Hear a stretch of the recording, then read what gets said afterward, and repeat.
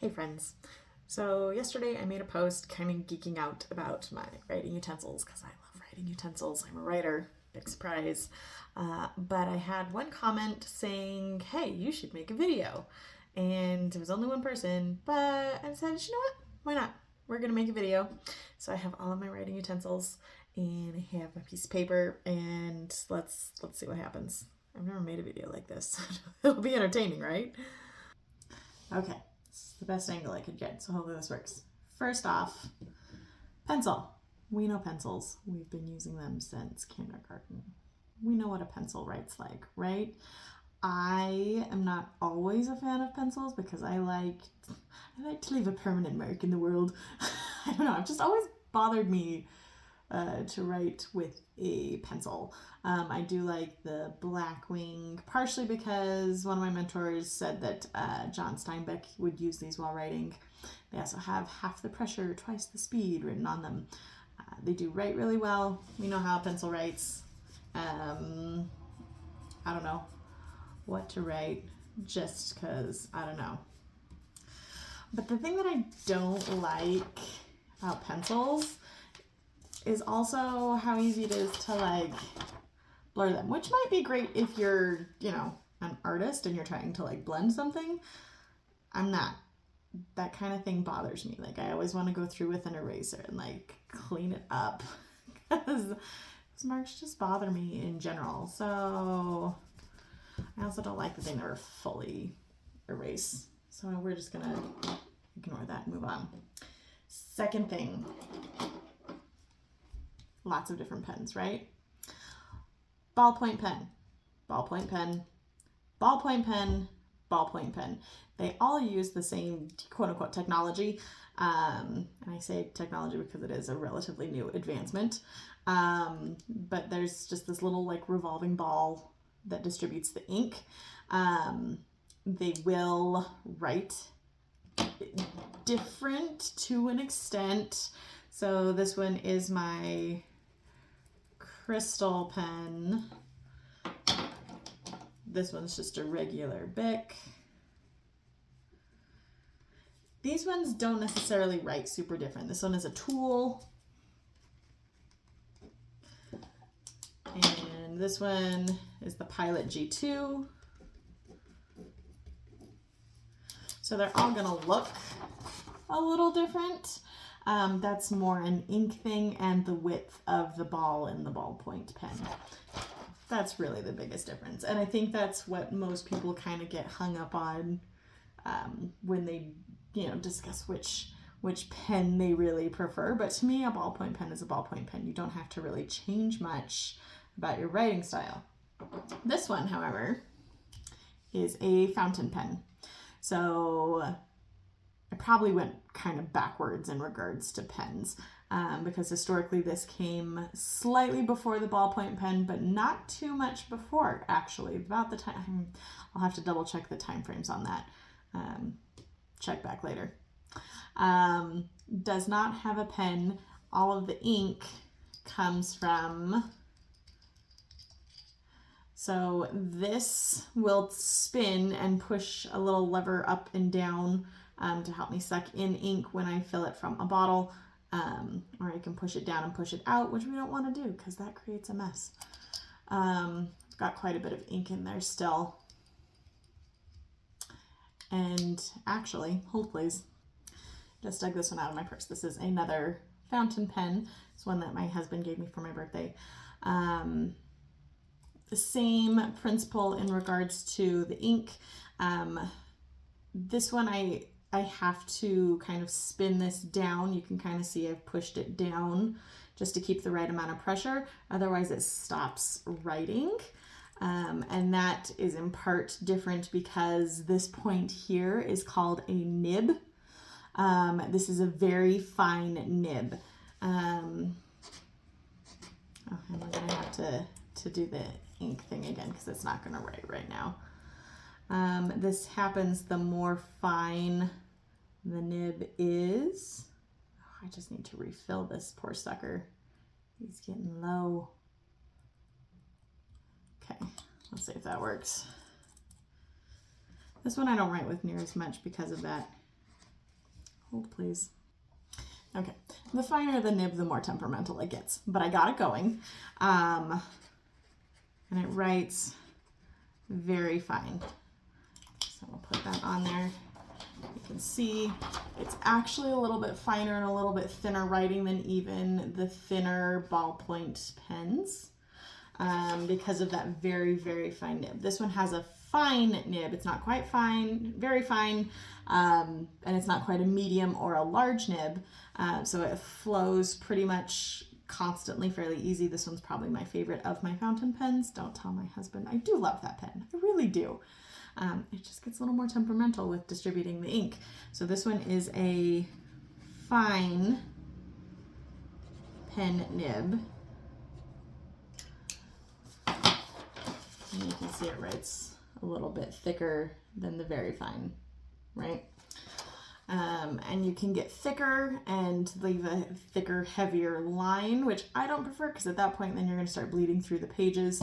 Even with ballpoint and fountain pens, like I have my ballpoints because certain papers will actually bleed the ink, so the ink comes out looking fuzzy, and I like a nice clear line because I'm weird like that, I guess. I don't know.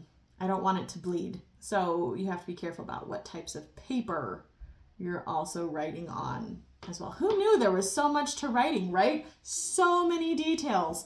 My quill is currently down with, I took it down to play with when I went to go visit my family. So it's currently in Southern Nevada. So I don't have that one to show you what that looks like, but I do have, let's take that off. It's a protection. This pen is entirely made of glass. It's got a thicker nib here, but let me put some ink on this and show you what this looks like. Hang on. Fun things about using ink that's not, in a ballpoint pen. Fountain pens, this glass pen, you get ink all over your fingers. I feel a little bit like Joe March in Little Women. That's how Professor Bear, which also makes me happy, given that my last name is now Bear thanks to my husband, but that's how Professor Bear knew that she was a writer because of the ink stains all over her hands. So I feel like a legit writer when I write with these things, right? Okay, so with this guy, you don't want to dip it too far in because you'll get way too much ink. And it gets messy, but you just dip it a little bit, hold it upside down a little bit.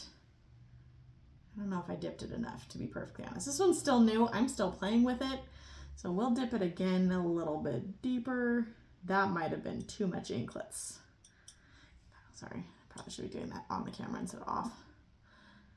But you can kind of see how it's running down a little bit through the spirals, which will allow the ink to flow instead of just all coming off the point all at once. It's kind of a slow process, right? But this is the glass pen, which has a much thicker nib. I'm going to put my thing over here so I don't get ink all over the desk. That's not mine. I rent this office. See how much thicker that is? That's much more likely to bleed through the paper, especially if I were doing it a little bit more heavily handed, which I'm trying not to. Let's see. Pause for a minute. I'm going to write a little bit more. Just realized I should probably actually be showing you this. So I'm writing a couple of lines. I want to show you how ink gets thinner. And so you have to kind of turn and rotate it this way in your hand so that you're getting the ink from all of the spirals as you keep writing. So you have to just turn it. I'm trying to write and speak different things, which complicates things. Complication. And then eventually you just kind of run out and then you have to, is that showing? Yeah.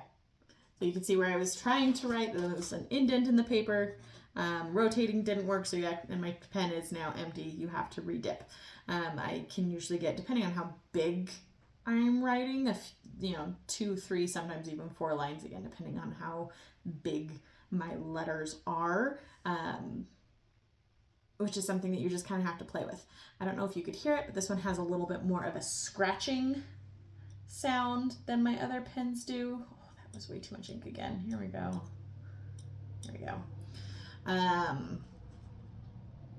Which sometimes annoys me and sometimes I can handle. So this is something that, sometimes I'll play with it, sometimes I'm just not in the mood.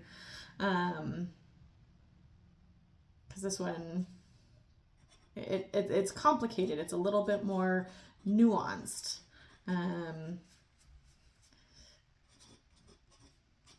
See how thick versus earlier. I'll try to speed this up or something. I'll figure that out, I'm sure.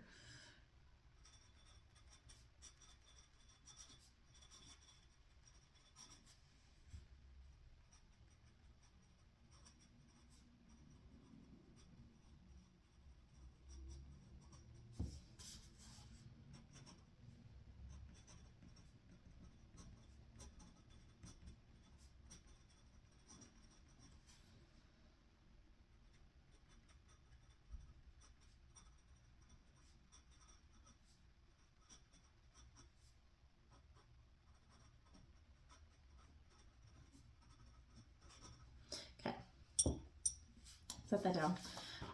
But the thing is with that writing, you kind of see it comes in and out.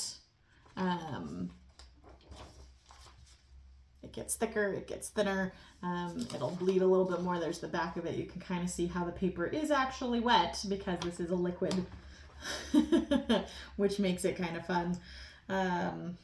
Which also can make it really, really messy sometimes. I think part of it is this bottle. The bottle had like a thing that I had to like pry off in order to open it. Whereas the ink that I use for my fountain pens, it's Waterman ink. There's just a jar and I dip this right in. The jar had like the regular paper sealing on top that you just kind of rip off. Or I think it actually might have come off in the lid. I don't know. Either way, my Waterman ink is so much easier. I have not yet tried this with the Waterman ink. I'm using these like itty bitty bottles that were sent to me with the kit that came with this. I got like 4 bottles. I have this nice little prop to rest it on. And it did come with a jar for the ink if I wanted to like dump all of the contents in here.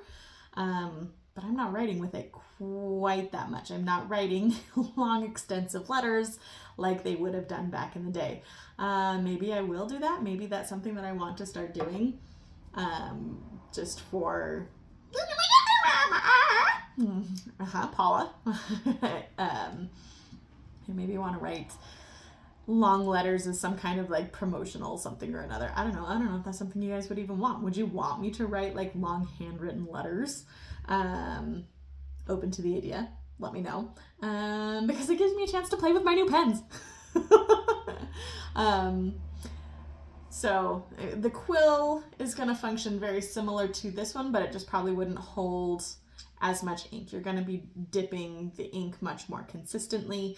And you don't have the like spin effect that you can get in this one. All of these, pens that I do use more consistently are manufactured to allow you to not have to stop near as often. I mean, that's why you have these guys that are just come full of ink, and then when it's done, you can just throw it away type of a thing. But I mean, how long do these pens last? These Bics last me forever. Tool, same thing. The Pilot, you can refill because you've got these fun little cartridges. That's how much ink I've used, and then you can, replace them in this fun little thing here. Some fountain pens will also have cartridges, so you can do the cartridge with the wrong pen with this fountain pen. Because another thing about this one, you have to make sure that you're always kind of pulling the pen. It always needs to glide. Hang on, let me pause and get a new paper now that this one's just covered in wet ink and it needs to dry. That's the other thing about the glass pen and the quills is the ink does actually require time to dry. This one is fairly, the thicker the nib, the longer it's going to take. That's another reason why I prefer the fine versus the very fine. But you always want to make sure that you're pulling on the nib, because trying to like push up on these, like it just kind of catches on the paper and just it doesn't work to try and push those. I've seen it do it worse with my very fine nib. I've been doing this so long that it's almost like as natural. I don't know what she did. Oh, it was too upright. That's what it is. You can't hold these pens upright. They need to be at an angle to allow the better flow of ink. But I had a friend who tried to use this thinking it was a ballpoint pen, and it jumped and skipped across the page and left huge ink blots everywhere because she was holding it more upright, because ballpoint pens, you can do that. Fountain pens, you cannot. So it does require just a little bit more pulling and making sure that it's at a lower angle instead of up. But I've never really written upright anyways. I think, you can do that with pencils. You can do that with ballpoint pens, whichever ballpoint pen you try and use, again, because all ballpoints. They are by far the most common pens that people use these days. So there is a very long, thorough explanation of me playing with my pens. I suppose we'll probably have to put this on YouTube because that is a very long video. But I'd like to know what you think. I'd like to hear your thoughts. I'd like to know if you want more of this kind of thing. And whatever other question that I asked in the middle that I'm like, oh, the letters. Should I write you a nice long letter? Is that something that I should do as a promotion for Madame, considering that was the type of books that they used? Oh, also, these are super easy to clean. These, you just run water along this and then dry it. It's pretty simple to clean these. They're really nice. I do really enjoy this pen, especially now that I'm kind of figuring out nuance about how deep to dip it and, how long it takes the ink to dry and all that fun jazz. I'm going to stop talking now. Love you guys.